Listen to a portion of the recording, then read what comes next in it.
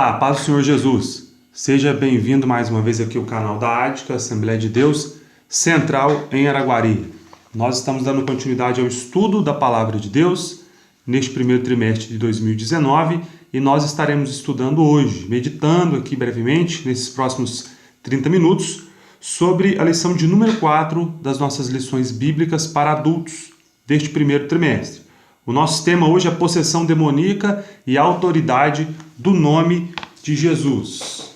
Como já vimos em vídeos anteriores, nós estamos falando sobre a batalha espiritual, algo real, algo que acontece, que a Bíblia nos mostra que é uma realidade com a qual nós devemos nos preocupar. Nesta ocasião, então, vamos meditar na Palavra de Deus sobre o episódio específico de possessão demoníaca e veremos também a autoridade e o poder do nome de Jesus sobre todo e qualquer mal. O autor da lição separou aqui para nós neste dia o textuário lá em Lucas no capítulo 10 e versículo de número 17, que diz o seguinte: Lucas capítulo 10 e versículo de número 17.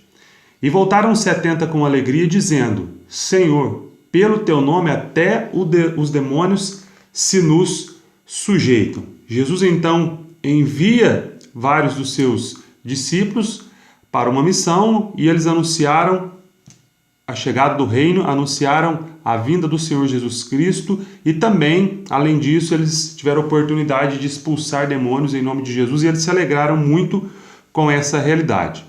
E nós queremos meditar na Palavra de Deus sobre este tema e já inicialmente destacar que ainda hoje existe o fato de pessoas serem possessas por demônios e a mesma autoridade que repousava sobre os discípulos repousa sobre os cristãos hoje, sobre a Igreja do Senhor, para repreender todo o mal em o nome de Jesus.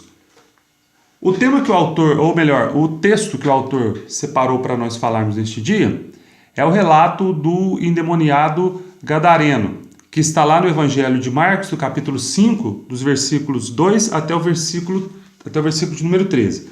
Mas nós encontramos também este mesmo relato em Mateus, no capítulo 8, no versículo 28, e encontramos também o relato em Lucas, no capítulo 8, e no versículo de número 27.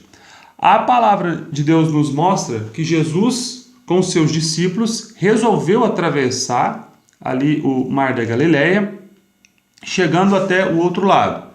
O outro lado, no caso, seria ali onde eles foram, a região de Decápolis, uma região composta por 10 cidades, que estava, então, naquilo que nós podemos chamar de Transjordânia, né? Depois do Jordão, do outro lado, e eles, então, foram ali com um propósito específico. Jesus sabia o que o levaria àquele lugar.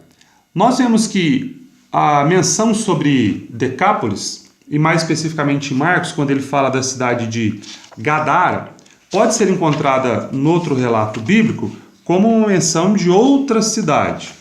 Porque Decápolis era então uma região ali que era composta por 10 cidades, eram elas Citópolis, Hipos, Dion, Rafana, Canata, Gadara, Gerasa, Pela, Filadélfia e Damasco. Essas 10 cidades, então, é que compunham a região de Decápolis, Deca de 10 e Polis ali de cidades, então.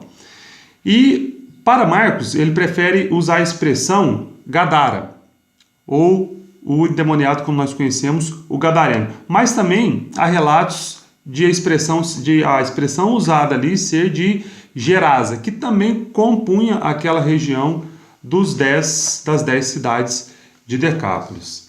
Essas minúcias não trazem dificuldade para nós cristãos, porque dizem respeito tão somente à identificação do lugar onde teria ocorrido aquele episódio. E, por certo, parece-nos que os evangelistas não tinham por grande preocupação precisar exatamente a cidade onde isso deveria ter ocorrido. Ou um preferiu referir-se a uma cidade, talvez outro à região que abrangia aquelas cidades todas ali. O que nós podemos falar sobre essa questão dos testemunhos dos 3 evangelhos é que, na verdade, os testemunhos dos 3, não sendo idênticos em tudo dos evangelhos sinóticos, eles, na verdade, colaboram para a autenticidade do Novo Testamento, das Escrituras. Porque alguém, se quisesse se pessoas quisessem aliar-se para mentir ou para montar uma história, certamente eles combinariam os relatos e eles seriam muito parecidos. O que nós vemos ali nos evangelhos, então, de Mateus, de Marcos e Lucas, os evangelhos sinóticos, são as perspectivas dos 3 escritores que se complementam entre si. Então, o ideal é fazer a leitura dos episódios em que eles narram os mesmos episódios, fazer essa leitura, então, conjunta. Marcos, por exemplo, preferiu dar ênfase ou lançar o seu olhar simplesmente sobre um endemoniado. Mas se nós vemos os outros textos dos evangelhos, nós vamos ver que eram 2 pessoas endemoniadas. E não há dificuldade nenhuma nisso. Eram 2, mas Marcos preferiu dar ênfase a apenas um deles, esse gadareno, que era o mais violento dos endemoniados. Então, foi sobre ele que Marcos lançou o seu olhar. Vamos então ao comentário sobre essa questão.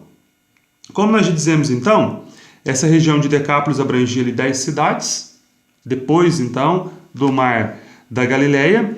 Jesus então vai ali para libertar um homem que estava possesso e que poderia então, e como nós podemos entender nos dias de hoje também, que o homem pode ser habitação do maligno. Lá em Mateus, no capítulo número 12, no versículo 43, Jesus deixou isso claro, que o homem pode ser liberto, pode ser limpo e adornado no seu interior, e o demônio, o mal que foi dele expulso, vagando, depois volta e encontra a casa limpa e adornada e desabitada, ele mais 7 pode habitar naquele mesmo indivíduo. Jesus nos deixou claro nas suas palavras que o homem pode sim ser habitação do diabo, o homem pode ser possuído por um espírito imundo. Ao passo que também a Bíblia nos mostra, e esse é o propósito de Deus, que todos os homens sejam habitados, dirigidos e guiados pelo Espírito Santo. A Bíblia nos deixa isso muito claro lá em 1 Coríntios, no capítulo de número 16. Não sabeis que não sois de vós mesmos, mas que nós devemos entender, somos habitação do Espírito Santo. Algo que também Paulo nos ensina em 1 Tessalonicenses, que nós não devemos extinguir o Espírito Santo, não devemos apagar o Espírito Santo, ele que habita naqueles que foram salvos e que creram em Jesus. A Bíblia nos mostra ainda, além desse episódio aqui do gadareno, outros episódios de pessoas endemoniadas. Por exemplo, na sinagoga em Cafarnaum, em Marcos capítulo de número 1 e versículo 23, a Bíblia nos mostra que Jesus se deparou ali com o endemoniado. Uma mulher também de Tiro, lá em Marcos no capítulo de número 8, versículos 24 e 25, tinha a sua filha possessa por um espírito maligno. E um homem também, em Marcos no capítulo de número 9, versículo 17, tinha o seu filho possuído por um espírito que o fazia ser mudo. Não são só esses exemplos, mas nós queremos destacar esses exemplos aqui, que além do episódio do endemoniado gadareno, Jesus se deparou por várias ocasiões com pessoas possessas por um espírito maligno, e Jesus repreendeu, expeliu o espírito maligno que possuía aquelas pessoas ali, trazendo a elas liberdade, trazendo a elas alívio. Nos dias de hoje, será que é possível ainda nós vermos pessoas possessas por espíritos malignos, pessoas endemoniadas? Há algumas pessoas que duvidam sobre isso, duvidam acerca da existência ainda de possessões demoníacas. Algumas dessas possessões às vezes podem ser vistas até em alguns programas televisivos que de forma equivocada dão ênfase demais à atuação do diabo e fazem de certa forma ali até um show com essas ocasiões. Mas o fato é que no dia a dia o cristão pode se deparar com pessoas sim possessas pelo inimigo. E muitos crentes já se depararam com esse episódio e muitos crentes já usaram a autoridade no nome de Jesus, porque a autoridade repousa no nome de Jesus e não em nós mesmos, e repreenderam o maligno e pessoas foram libertas. Isso acontece ainda nos dias de hoje, é uma realidade e nós devemos estar preparados para lidar com isso pelo poder que há no nome do nosso Senhor Jesus Cristo. Então, em primeiro lugar, nós queremos deixar claro que a possessão maligna é uma realidade. E ela pode conferir ao ser humano que está possesso ali pelo inimigo uma força sobre-humana, A pessoa então pode adquirir momentaneamente uma força ali que é descomunal, que naturalmente ela não tem. Espíritos malignos ainda podem conceder às pessoas que estão sob o seu domínio o poder de adivinhar, que é o que acontecia naquele episódio lá de Atos, no capítulo 16, versículo 16, quando Paulo se deparou com uma menina que tinha um espírito de adivinha, e também pode ser concedido à pessoa endemoniada um conhecimento sobrenatural, um conhecimento que extrapola o conhecimento natural dos homens. Tudo isso por influência, por ação do inimigo, do diabo, que para cumprir os seus fins, ele pode até se transformar num anjo de luz e vir a enganar os homens. Até porque a própria Bíblia também nos fala, em 2 Coríntios capítulo 4, versículo 4, que o diabo, Deus deste século, cegou o entendimento dos incrédulos. E ele faz isso de diversas formas, usa diversas maneiras para cegar o entendimento daqueles, então, que não conheceram ao nosso Senhor Jesus Cristo ainda. Que fique destacado, então, nesse primeiro ponto aqui, que a possessão maligna é real, está relatada na Bíblia, no episódio do Gadareno e tantos outros episódios. E também acontece nos nossos dias. Mas o que Jesus encontrou ali em Gadara? O que Jesus encontrou, então, depois de ter atravessado o mar da Galileia? Qual é o quadro que o escritor Marcos pinta para nós?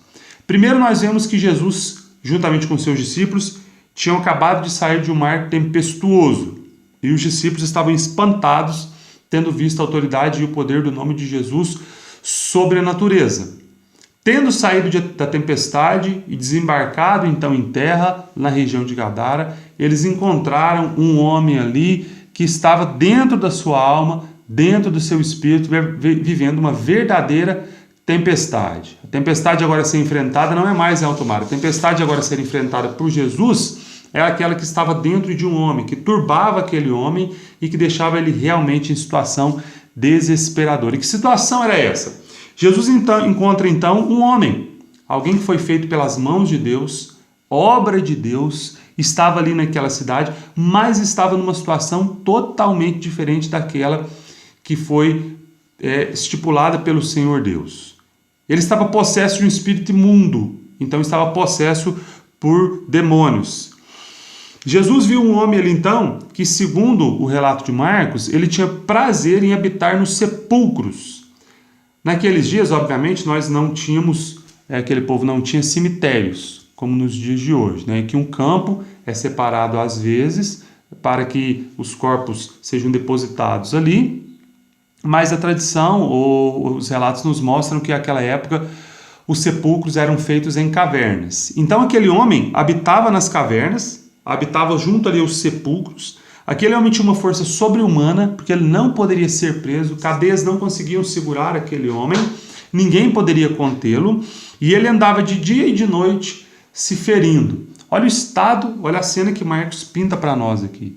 Um homem criado à imagem e semelhança de Deus, possesso por um espírito maligno, que vivia em sepulcros, ou seja, vivia ali rodeando, ou ao lado, ou em simpatia com a morte, e um homem que se mutilava, que feriu o seu próprio corpo.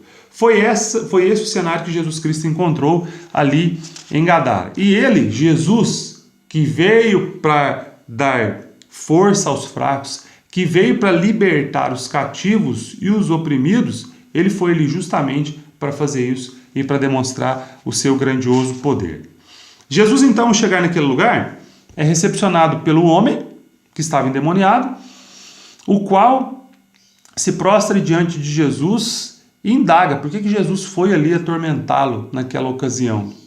Quem falava nos lábios daquele homem, por certo, não era o homem, que já tinha as suas faculdades mentais tomadas por aquele espírito maligno, pois esse espírito maligno, tendo tomado a mente daquele homem, fazia como que ele se comportasse, na verdade, como um animal. Ele não se comportava como um homem, mas ele se comportava, na verdade, como um animal.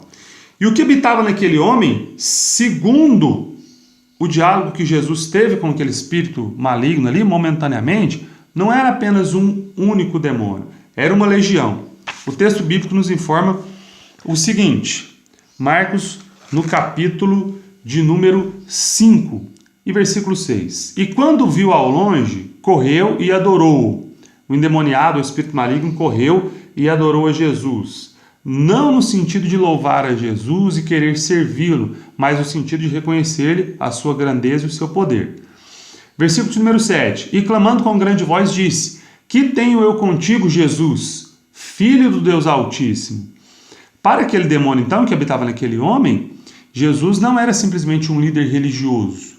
Não era alguém que estava alucinado ali pensando ser Deus e difundindo mais uma heresia naqueles dias. Aqueles demônios que estavam naquele homem já tinham visto noutro tempo o Filho de Deus, que vive eternamente, e sabiam que estava ali diante deles a encarnação do próprio Verbo de Deus, do Senhor Jesus Cristo, e por isso os demônios reconhecem, mais ainda do que os homens naquela ocasião, a autoridade e a deidade de Jesus. Por isso o inimigo diz: Jesus, que tenho eu contigo, Jesus, Filho do Deus Altíssimo, conjuro-te por Deus que não me atormentes. Essa expressão conjuro-te, na verdade, era usada pelos exorcistas, aqueles que expelem os demônios. E parece aqui que o inimigo quer usar, ou talvez aparentemente, inverter os valores, querendo ele, o inimigo, repreender Jesus. Versículo de número 9. Jesus pergunta, e perguntou-lhe: qual é o teu nome? E ele, o demônio, ou os demônios na boca daquele homem, respondeu-lhe dizendo: Legião é o meu nome, porque somos muitos. Uma legião de soldados romanos era composta ali de talvez de 4.000 a 6.000 homens. Se nós empregarmos essa palavra legião como sendo sinônimo daquilo que era usado pelos romanos, vamos chegar a um número então de milhares de demônios habitando no corpo de um homem.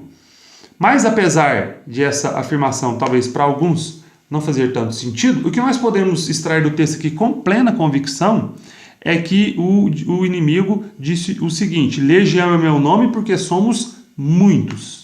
Então aquele homem não estava possesso por um único espírito maligno. Ele estava possesso, na verdade, por vários espíritos malignos. Vários espíritos malignos atormentavam a vida daquele homem e por isso ele estava naquele estado detestável, ele estava naquele estado realmente lamentável. O que a Bíblia nos ensina aqui é que Jesus travou o diálogo com aquele homem, talvez para que ficasse registrado para nós mesmos que o inimigo pode, na verdade, possuir o corpo de uma pessoa de uma maneira tão trágica que uma pessoa, um único ser humano, pode ser habitação de vários espíritos malignos. Daí Jesus deixa esse exemplo para nós em Marcos, no capítulo de número 5. O que não nos informa, o que não serve de parâmetro para que nós possamos talvez desejar entrevistar o inimigo. Se a Bíblia nos mostra claramente que o diabo é o pai da mentira e que ele mente desde o início, por que um cristão, por que alguém desejaria conversar com o inimigo? Somente para ter o prazer de tentar demonstrar para alguém a autoridade ou fazer um espetáculo da pessoa que está numa situação deplorável? A pessoa que está ali endemoniada, a pessoa que está possessa por espírito maligno, por certo, quando ela voltar à normalidade ali das suas faculdades mentais, ela vai se envergonhar daquele episódio pela qual ela passou. E nós não devemos expor ninguém à vergonha. Esse não é o propósito do Evangelho. O propósito do Evangelho é esclarecer as pessoas que andam em trevas para que elas conheçam a luz e aqueles que estão possessos, dominados pelo inimigo, que sejam libertos pela autoridade do nome de Jesus. Então é lamentável que alguns segmentos evangélicos às vezes expõem uma pessoa, às vezes na televisão ou de outras formas, a vergonha de manter ali um possível diálogo com o inimigo, como se fosse algo mais poderoso, que ele tivesse, essa pessoa que está entrevistando o diabo, tivesse mais autoridade do que outros crentes.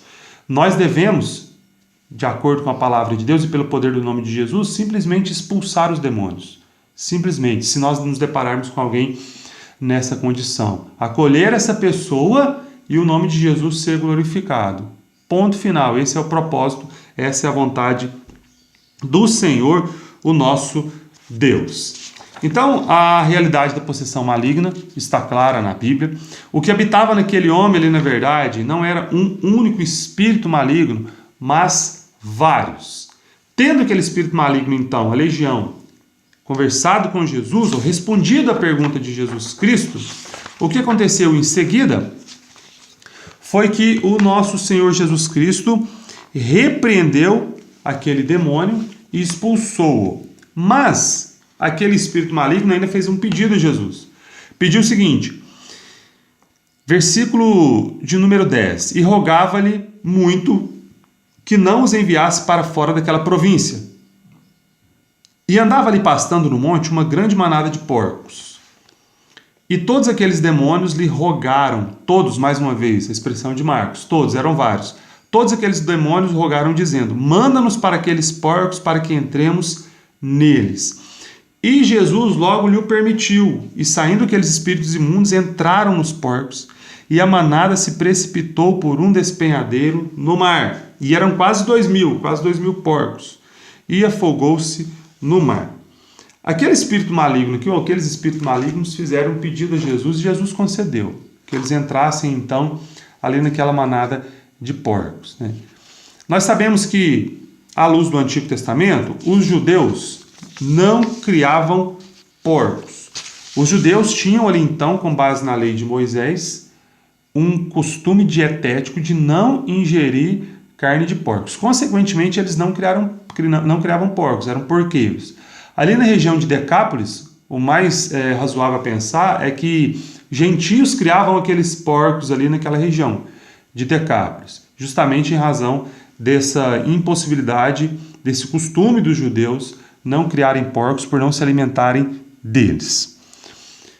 Por que Jesus teria feito isso? Por que Jesus teria permitido que os demônios entrassem naqueles porcos, se precipitassem despenhadeiro abaixo? Uma das propostas, talvez aqui nesse sentido, que razoável, seja o fato de que, após a libertação daquele homem, ficaria claro não somente para ele, o ex-endemoniado gadareno, mas por todas as pessoas que ali estavam, de que aquela libertação foi algo real. E de que aquilo que aquele homem vivia anteriormente não era uma alucinação e não era um problema psicológico, né? Não era nem um problema psiquiátrico. Na verdade, ele estava possesso de demônios. E uma das provas disso era justamente que os demônios que saíram daquele homem tomaram aquela manada de porcos e fez com que aquela manada toda, aquela vara de porcos ali, se precipitasse desse penhadeiro abaixo. Tanto para aquele homem, quando voltasse às suas faculdades mentais, como para todos que ouvissem o relato, poderiam ter convicção que ele de fato foi liberto de espíritos demoníacos. O homem então foi liberto. Os moradores da terra temeram muito, assim como os discípulos temeram quando Jesus repreendeu o mar e o vento. Temeram por causa da autoridade e do poder de Jesus, por causa daquilo que foi feito ali naquela circunstância. O poder de Jesus Cristo demonstrado então nos dois episódios, tanto na repreensão do mar e do vento, como no episódio da libertação do gadareno, mostram na verdade que Jesus Cristo, não era simplesmente humano. Ele de fato tinha poderes sobrenaturais, poderes estes conferidos por Deus, até porque o próprio Jesus era e é Deus. E exatamente aqui, em terceiro lugar, nós queremos falar um pouco sobre Jesus Cristo. Quem era aquele homem que tinha poder para repreender o mar, repreender o vento, e agora libertar um homem no episódio tão fantástico como esse que aconteceu lá na região de Decápolis? Segundo a Bíblia, Jesus Cristo, ele é o Filho de Deus, e ele encarnou-se ali no ventre de Maria por obra do Espírito Santo e veio à terra da forma natural que todos nós viemos, nascido de mulher, mas segundo a Bíblia ele não passou a existir a partir daquele momento. Segundo João, lá no capítulo de número 1 do seu Evangelho, o Verbo ele existe desde eternamente e nada do que foi feito sem ele. A doutrina bíblica nos mostra então, acerca de Jesus Cristo, que ele é assim como Deus eterno, que ele é assim como Deus onipotente, que ele é assim como Deus onisciente e onipresente. Jesus é Deus. Jesus, o Pai e o Espírito Santo. O Deus triuno, a trindade bíblica, doutrina revelada nas Escrituras Sagradas, nos mostram que Jesus é Deus. Jesus não é inferior a Deus, assim como também o Espírito Santo não o é. Eles detêm os mesmos atributos. E apesar de a aula de hoje não tratar especificamente do tema Cristologia, que é o estudo da doutrina de Jesus Cristo, nós devemos enfatizar e pensar e ver que Jesus Cristo é Deus. E devemos ler as Escrituras do Novo Testamento com esse enfoque também, buscando perceber e ver as atribuições ou os atributos divinos incomunicáveis na pessoa do nosso Senhor Jesus Cristo. O que Paulo nos informa é que ele, mesmo sendo Deus, ele não julgou por usurpação ser igual a Deus no momento da sua encarnação. E ele então, voluntariamente, esvaziou-se de si mesmo e assumiu a forma humana, padecendo por nós, na forma humana, até a morte e morte de cruz. Então foi uma opção amorosa de Jesus, mesmo sendo Deus, deixar a sua gloriosa condição de Deus ali no céu e encarnar-se em nosso favor. Por que Jesus tinha autoridade sobre os espíritos malignos? Justamente porque Jesus é Deus. Quem era Jesus? Deus. Quem é Jesus? Continua sendo Deus, Deus Filho, que intercede ao lado do Deus Pai em nosso favor, e é o nosso Deus que enviou também o seu Santo Espírito, o Espírito Santo de Deus, para ser o nosso Consolador. Em quarto lugar, nós podemos analisar o comportamento daqueles porqueiros, porque eles temeram muito, e tendo temido, o que eles pediram? Tendo temido, eles pediram que Jesus se afastasse, que se retirasse daquele lugar ali, que se retirasse da sua província, por conta do temor que eles tinham de Jesus, e certamente também por conta do episódio ali da perda daquele grande número de porcos. Nós podemos ver um comentário que foi deixado, que está registrado no comentário bíblico Bacon, sobre a fuga dos demônios, a saída dos demônios e a possessão daqueles animais, os porcos, e a sua precipitação ali na despenhadeiro abaixo. Por um lado, parece que os homens deram mais valor àqueles animais do que àquele que foi liberto.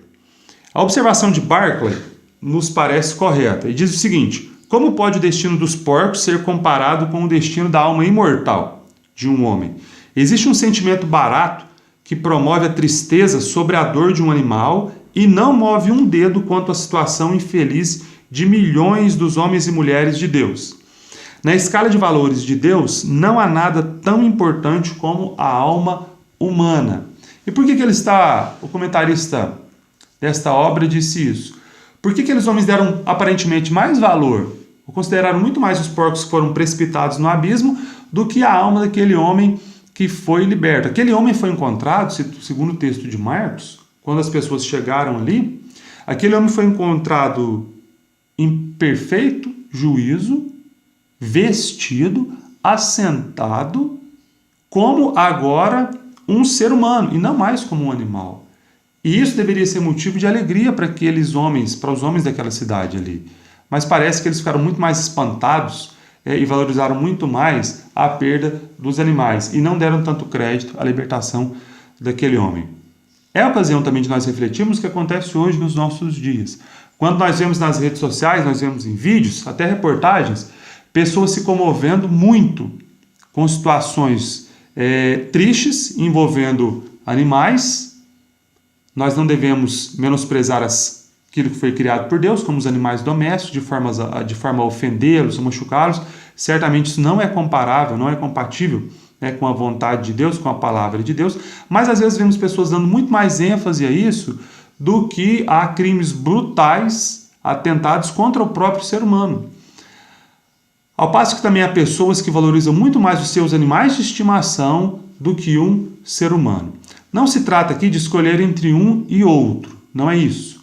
Mas trata-se de valorizar o ser humano da maneira que ele deve ser valorizado, porque ele foi criado à imagem e à semelhança de Deus. E em Jesus Cristo, essa imagem e semelhança de Deus pode ser recuperada e pode ser aperfeiçoada até o dia que nós estivermos diante do Senhor, quando na verdade nós o conheceremos como Ele é. O que aconteceu com aquele ex-endemoniado gadareno? Agora aquele homem, não mais endemoniado, ele passa a desejar seguir o próprio Senhor Jesus Cristo. E é assim que nos diz o Evangelho de Marcos, no capítulo de número 5, relatando o episódio que sucedeu após a libertação daquele homem. Marcos, no capítulo de número 5, nos diz o seguinte, nos versículos de número 18 em diante. Ao entrar no barco, Jesus entrar no barco, suplicava-lhe o que for endemoniado que o deixasse estar com ele. Jesus, porém, não lhe permitiu, mas ordenou-lhe: vai para casa, para os teus, anuncia-lhes tudo que o Senhor te fez e como teve compaixão de ti. Então ele foi e começou a proclamar, em Decápolis, naquelas 10 cidades, naquela região, tudo que Jesus lhe fizera, e todos se admiravam. Aquele homem, então, foi proibido pelo próprio Jesus de seguir com ele. Mas Jesus deu a ele uma incumbência de voltar para os seus e anunciar tudo que Jesus tinha feito por ele. Vejam bem, o testemunho daquele homem era magnífico. Aquele homem poderia chegar diante das pessoas, aqueles que o conheciam anteriormente, seus familiares, as pessoas daquela região, e poderiam trazer à memória daquelas pessoas o seguinte: eu sou aquele homem, o endemoniado gadareno, que vivia nos sepulcros, que se cortava e que não podia ser preso nem contido por cadeias nenhuma. Todos, na verdade, me temiam. Mas eu tive um encontro com o Senhor Jesus Cristo e Ele me libertou e eu estou nessa condição aqui, perfeito e pleno juízo e anunciando que Jesus é o Senhor. O testemunho daquele homem seria, na verdade, magnífico. E como o próprio texto diz, aqueles que o ouviram, se admiravam, porque o seu testemunho, na verdade, era maravilhoso e espantoso. Esse é o poder de Jesus Cristo que operou na vida daquele gadareno, de tantas outras pessoas e que continua a operar nos dias de hoje. Quanto a nós cristãos, os que cremos no nome de Jesus Cristo, se estamos em comunhão com Deus, se somos de fato filhos de Deus, se o Espírito de Deus habita em nós, repousa sobre nós a autoridade também para repreender os espíritos malignos em nome de Jesus. O poder pertence a Ele e a autoridade do nome de Jesus que faz isso. Vigiemos e oremos, porque a possessão demoníaca é algo real e que acontece nos nossos dias. Apesar disso, o nome de Jesus e o poder de Jesus é superior e incomparavelmente maior a qualquer manifestação do diabo. Estejamos em vigilância, em oração, cientes dessas realidades e preparados para que nós possamos lutar e permanecer inabaláveis em nome de Jesus Cristo. Deus te abençoe, tenha uma excelente semana, um excelente estudo da palavra de Deus. Se você vê este canal e não é inscrito, inscreva-se no nosso canal, acompanhe os nossos cultos, a programação da nossa igreja na cidade de Araguari e os vídeos que virão em seguida. Tenha uma excelente semana, em nome de Jesus Cristo. Amém e amém.